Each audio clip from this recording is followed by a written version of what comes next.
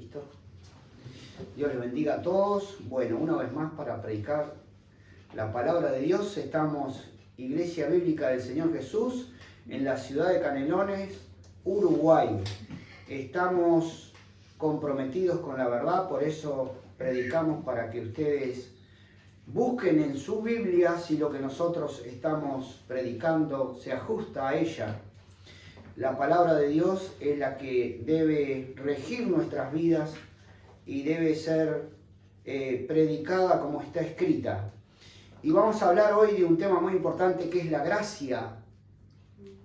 Cuando nosotros hablamos de la gracia, la palabra gracia quiere decir aquello que otorga o ocasiona placer, delicia, causa una actitud favorable. Cuando hablamos de la gracia, hablamos de la gracia de Dios hacia el hombre. Amén. De la gracia de Dios hacia el hombre. Es decir, que Dios hace algo que causa en nosotros algo gratificante, algo que nos causa placer. Y en este caso nosotros vamos a hablar de la gracia que nos salvó. La gracia abarca una cantidad de áreas, abarca toda nuestra vida, la gracia de Dios. Pero nosotros queremos puntualizar hoy la gracia para salvación. Es decir, aquello que hace Dios para darnos la vida eterna. Amén. Eso es un regalo, es un favor que nosotros, ningún ser humano merece, pero Él se mueve y esa es la gracia, se mueve hacia el hombre. Dice la influencia divina sobre el corazón. Quiere decir que la gracia lo que hace es hacer algo en nuestro corazón para salvarnos. ¿Por qué? Porque nosotros estamos imposibilitados de por nosotros mismos ganarnos la salvación y la vida eterna. Por eso tuvo que venir Cristo a pagar por nuestros pecados. Dice, y su reflejo en la vida. Quiere decir que cuando Dios obra a favor nuestro, haciendo algo en nuestro corazón y dándonos la salvación de la manera que Él la predestinó y la ideó en su soberanía, el ser humano responde a eso, ¿verdad? Y hay un cambio de vida y hay una cantidad de cosas en nosotros que cambian. Pero la gracia es que Dios se le manifiesta al hombre. No es que el hombre busca a Dios. No hay ningún ser humano que por sí solo pueda buscar a Dios, ni uno. Siempre Dios lo busca a nosotros y nosotros respondemos a eso porque es una gracia irresistible. Cuando Jesús dijo que Él se iba a ir y que convenía que el Espíritu Santo viniera y que cuando viniera iba a convencer al mundo de pecado, estamos hablando del poder de Dios convenciendo al hombre. El hombre no tiene la capacidad para resistir ese poder que Dios ejerce sobre nosotros para convencernos y hacernos darnos cuenta que estamos en pecado y darnos el arrepentimiento, como dice la Biblia, y darnos la fe. O sea que todo lo hace Él. Lo que produce, vamos a leer 1:14 de Juan, Evangelio de Juan. Y aquel verbo, está hablando de Jesús, fue hecho carne y habitó entre nosotros y vimos su gloria, gloria como del unigénito del Padre, lleno de gracia y de verdad. Lleno de gracia y de verdad. Quiere decir que Jesús se hizo carne y habitó entre nosotros. Dice, y ellos en aquel entonces vieron su gloria. ¿Qué es ver su gloria? Es ver a Dios manifestándose, porque hoy no lo podemos ver visiblemente. Ellos lo tenían como hombre, pero como Dios también. Esa es la gloria cuando Dios se manifiesta y nosotros sabemos que fue Dios. Lo que pasó ahí adentro en nuestro corazón, sabemos que algo ocurrió y que nunca más podemos ser los mismos, sino que hemos sufrido lo que nosotros llamamos y lo que la Biblia llama el nuevo nacimiento. Un nacimiento que es de lo alto, un nacimiento que es espiritual. Y eso lo hace Dios a través de su gracia. Entonces, cuando nosotros leemos acá, dice que Jesús estaba lleno de gracia y de verdad. Entonces, los judíos tenían la ley, pero para nosotros se manifestó Cristo mismo en persona, a través ahora del Espíritu Santo, después que Él murió y resucitó. Y esa es la gracia que nos ha salvado. El Espíritu Santo que se manifiesta en nuestra vida y nos trae vida eterna, a través de toda una obra que la hace exclusivamente el Espíritu Santo. ¿Por qué el hombre precisa gracia?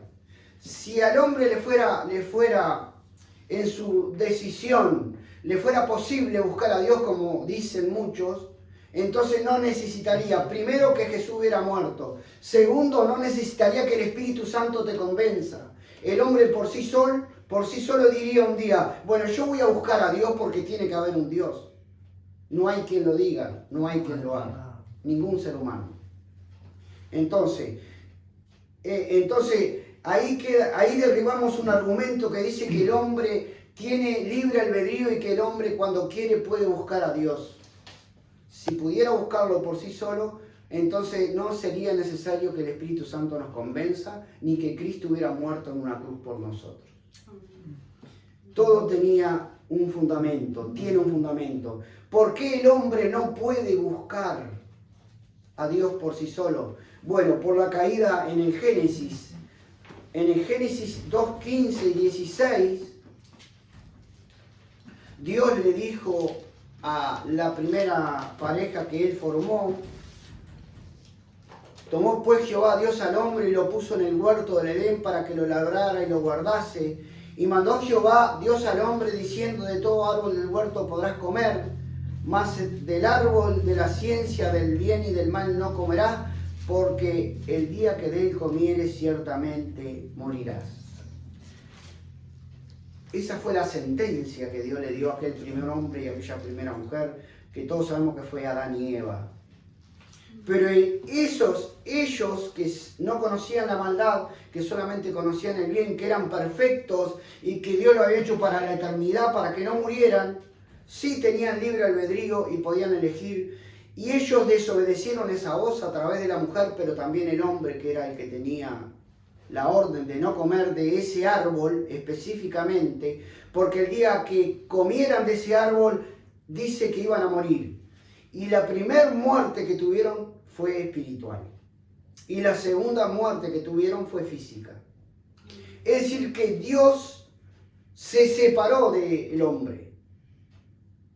El hombre quedó separado. Por eso nadie puede buscar a Dios, porque está separado. Y si Dios no vuelve hacia él, el hombre no puede buscar a Dios. Algunas consecuencias de esa desobediencia, no lo vamos a mirar punto por punto, pero yo lo anoté. Conocieron el mal, dice la Biblia en Génesis 3:7. Se escondieron de la presencia de Dios. Génesis 3:8. Es decir, que ahí el hombre cuando pecó ya se empezó a esconder de Dios. En Juan dice que los hombres amaron más las tinieblas que la luz, porque no quieren que sus obras sean reprendidas y vengan a la luz. Y eso es lo que le pasa a todo ser humano. Y nos pasó a nosotros hasta que un día vino el Espíritu Santo, nos convenció y nosotros vinimos a la luz. Tuvo miedo, dice que tuvo miedo porque estaba desnudo y me escondí, dijo cuando Dios le preguntó al primer hombre, ¿dónde estás tú después que pecó? Dice también que se acusaron, se echaron la culpa uno al otro. Se anuncia una enemistad entre la simiente de Satanás y la simiente de la mujer. Y la simiente de la mujer sabemos que es Cristo. Entonces ahí ya también se define que iba a haber una simiente que iba a ser para salvación donde estábamos nosotros. Aunque eso se decidió de la eternidad. Hubo maldición a la tierra y a Satanás. Y finalmente lo echó fuera del Edén, Dios. Lo echó fuera. Lo sacó del lugar de privilegio. Lo sacó de aquel lugar que era como el cielo mismo en la tierra. Era un lugar maravilloso. Entonces Dios lo sacó de su presencia y lo echó fuera. Y en esa condición quedó el ser humano. Todo ser humano que nace en esa condición. No lo digo yo, lo dice la Biblia. Entonces, Por eso el hombre necesita la gracia de Dios, que es lo que dijimos, para poder salvarse. En Juan 6:44 dice lo siguiente. Juan 6:44. Y entonces vamos a corroborar que el hombre no puede buscar a Dios por sí solo. Si Dios no va hacia él. El hombre lo único que hace es responder a Dios. Y cuando es para salvación, responde siempre afirmativamente. Por supuesto que hay un llamado general para todo ser humano, pero hay un llamado específico para los que han de ser salvos. Y eso también está en la Biblia. Dijimos Juan 6:44. Dice nadie. Nadie, ¿qué significa? Nadie. O mejor dicho, ninguno. Es lo mismo. Puede venir a mí, dice Jesús, si el Padre que me envió no le trajere, y yo le resucitaré en el día postrero. Quiere decir que hoy, que Jesús no está, que es el Espíritu Santo, nadie puede venir a Dios si el Padre no lo convence a través del Espíritu Santo. En aquel momento Jesús decía, nadie puede venir a mí si el Padre no le trajere. Quiere decir que el Padre ejerce una fuerza que no es violenta, sino es una fuerza que lo arrastra, pero con amor, al ser humano, para darle la salvación. Amén. ¿Entienden? Quiere decir que el hombre no hace nada, absolutamente nada. Esa es la condición, dijimos, que quedó en el Edén cuando pecaron. Pero vamos a ver más, Romanos 3.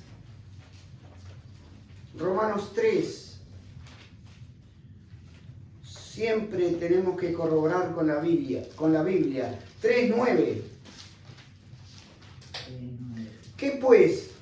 ¿Somos nosotros mejores que ellos? Porque Pablo viene acusando a judíos y a gentiles de que justamente son pecadores y no tienen salvación. ¿Qué pues? ¿Somos nosotros mejores que ellos? En ninguna manera. Cuando dice nosotros habla de judíos. Cuando dice de ellos habla de gentiles. Pues ya hemos acusado a judíos y a gentiles que todos están bajo pecado. Como está escrito, no hay justo ni aún uno. No hay quien entienda, no hay quien busque a Dios. Entonces, esa es la condición del ser humano. Esa es la condición de todo ser humano que nace en esta tierra. No puede buscar a Dios. Pero vamos a ver, Romanos 5:10. Así lo afirmamos bien con la Biblia lo que decimos. 5:10. Porque si siendo enemigos fuimos reconciliados con Dios, ¿qué éramos? Enemigos. Fuimos reconciliados. Nunca dice nos reconciliamos. Fuimos reconciliados porque Él lo hizo. Fuimos reconciliados con Dios por la muerte de su Hijo, mucho más estando reconciliados, seremos salvos por su vida. No por nuestra búsqueda, no por nuestro mérito, no por nuestras obras, no por nada. Siempre es por su. En todas las partes donde habla de salvación, siempre habla de Él, no habla de nosotros. Amén. Romanos 5:12. Por tanto, como el pecado entró en el mundo por un hombre, y por el pecado la muerte, así la muerte pasó ¿a quién? A todos los hombres, por cuanto todos pecaron. Y todos sí es todos, porque dice que de una sola sangre nació todo el linaje de los hombres. Quiere decir que esa sangre de los primeros que pecaron quedó contaminada y ha llegado, y diríamos que en cada ser humano ya está el pecado en la sangre.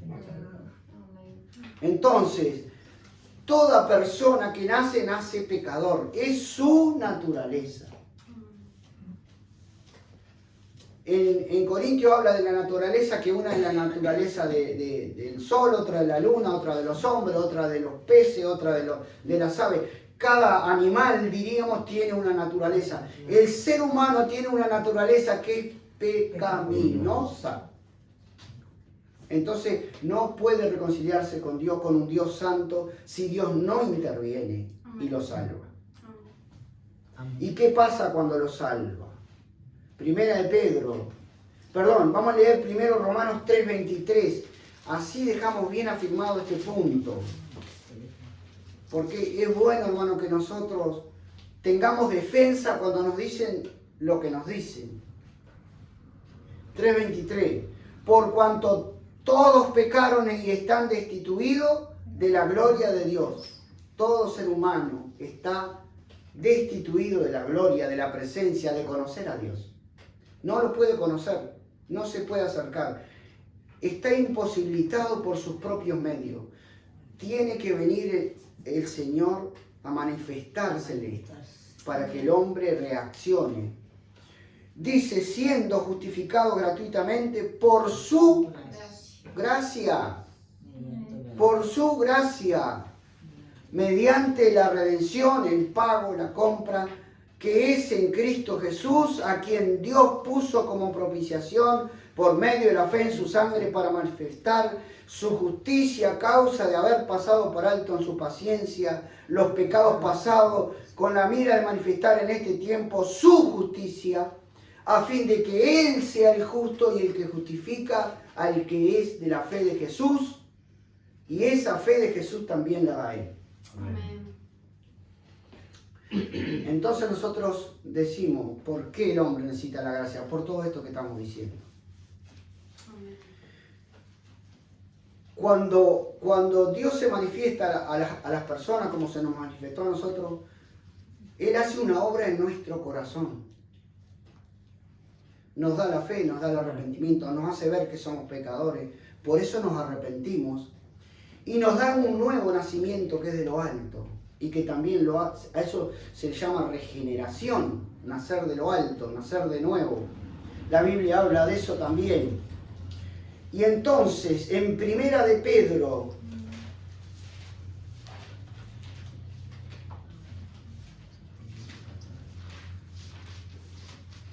Segunda de Pedro, capítulo 1, versículo 3, vamos a leer lo siguiente.